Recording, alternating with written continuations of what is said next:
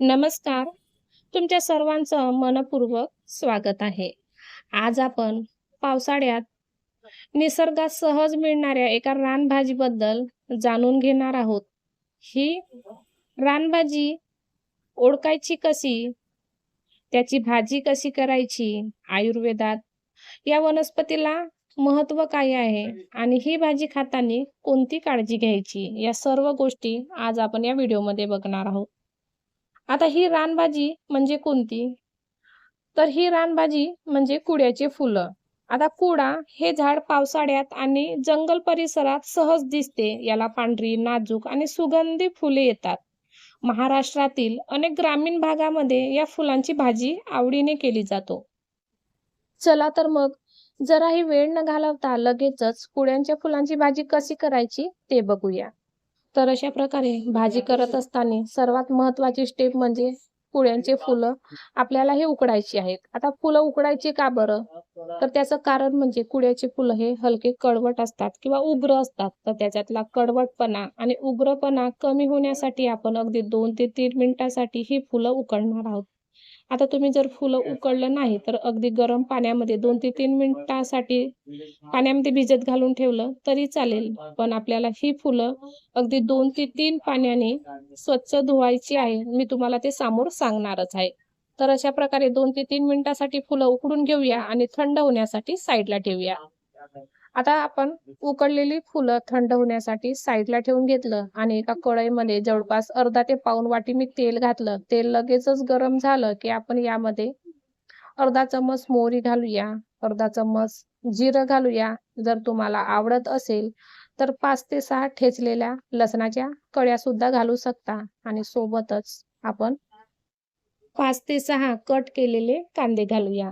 आता या भाजीला कांद्याचा प्रमाण थोडा जास्त घेतला जातो किंवा कांदा थोड्या जास्त प्रमाणात वापर केला जातो.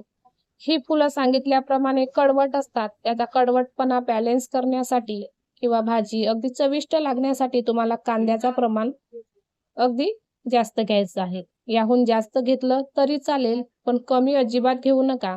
आता कांदा आपल्याला अगदी 2 ते 3 मिनिटं छान तांबूस सोनेरी कलर येईपर्यंत परतायचा आहे.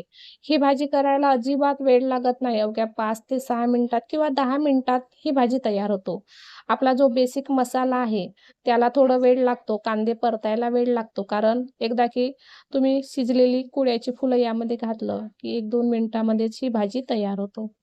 तर अशा प्रकारे कांदा आपण छान तांबूस कलर होईपर्यंत परतून घेतला. आता लगेचच यामध्ये आपण बेसिक मसाले घालणार आहोत. तर त्यामध्ये मी इथं अर्धा चम्मच हळद, अर्धा चम्मच धनेपूड, अर्धा चम्मच गरम मसाला आणि 2 ते 3 चम्मच तिखट घातलं. चवीनुसार मीठ घालायचं आहे.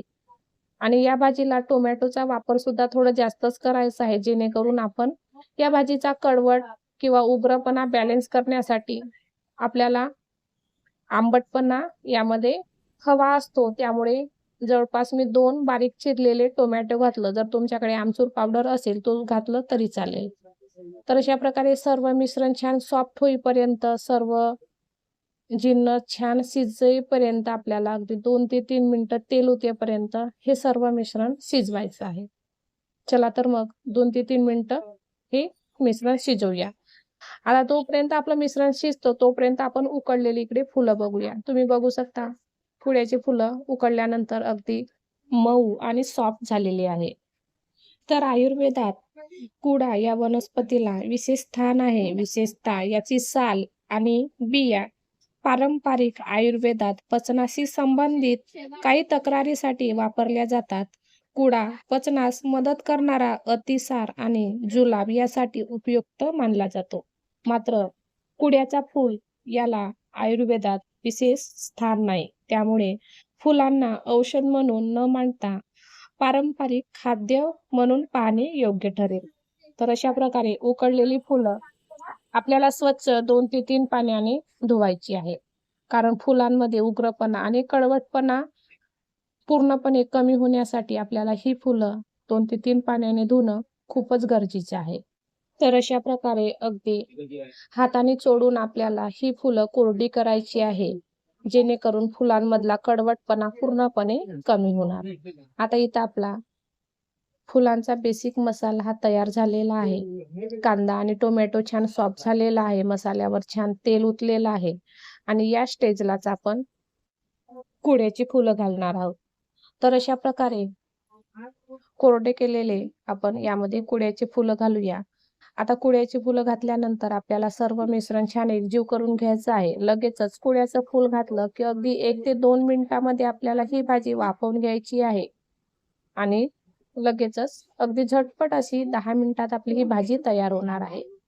तर अशा प्रकारे इथं संपूर्ण इथं मी कुड्याचं फुलं घालून घेतलं. आता एक महत्त्वाची सूचना सांगायची म्हणजे रानातील कोणतीही फुले असो किंवा वनस्पती असो, खाताना त्याची योग्य ओळख असणे अत्यंत आवश्यक आहे. खात्री नसल्यास त्याचा वापर करू नका. तर अशा प्रकारे इथं मी संपूर्ण कुड्याची फुलं छान एकजीव करून घेतलं. भाजी छान मिसळून घेतली आणि अगदी 2 ते 3 मिनिटासाठी आपण ही भाजी वाफवून घेणार आहोत. आता इथं तुम्ही बघू शकता, छान अगदी मस्त सॉफ्ट आणि मऊ अशी इथं आपली भाजी तयार झालेली आहे. अगदी झटपट तयार होणारी ही कुड्याच्या फुलांची रानभाजी खायला अप्रतिम लागते. तर या भाजीचा कडवटपणा बॅलन्स करण्यासाठी इथं मी जवळपास अर्धा ते पाऊण चम्मच साखर घातली आणि बारीक चिरलेला कोथिंबीर घालूया.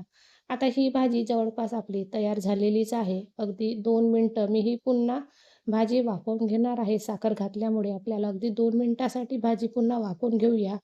कोथिंबीर टाकल्यानंतर एकदा भाजी छान मिक्स करून घेऊया, ढवळून घेऊया आणि अगदी 2 मिनिटासाठी वाफवून घेऊया. तर अशा प्रकारे अगदी झटपट, चमचमीत आणि झणझणीत अशी ही रानभाजी तयार आहे. अगदी चपातीसोबत, भाकरीसोबत किंवा भातासोबत खायला भन्नाट लागते. एकदा नक्की ट्राय करून बघा. तर अशा प्रकारे तुम्हाला अशाच पारंपरिक रानभाज्या, गावाकडच्या अस्सल रेसिपी आणि आरोग्यदायी पदार्थाचे व्हिडिओ पाहायला आवडत असतील, तर आमच्या चॅनलला सबस्क्राईब करा, व्हिडिओला लाईक करा, शेअर करा आणि तुमचं मत कमेंटमध्ये नक्की सांगा. चला तर मग पुन्हा भेटूया अशाच एका नवीन आणि स्वादिष्ट रेसिपीसह. तोपर्यंत धन्यवाद.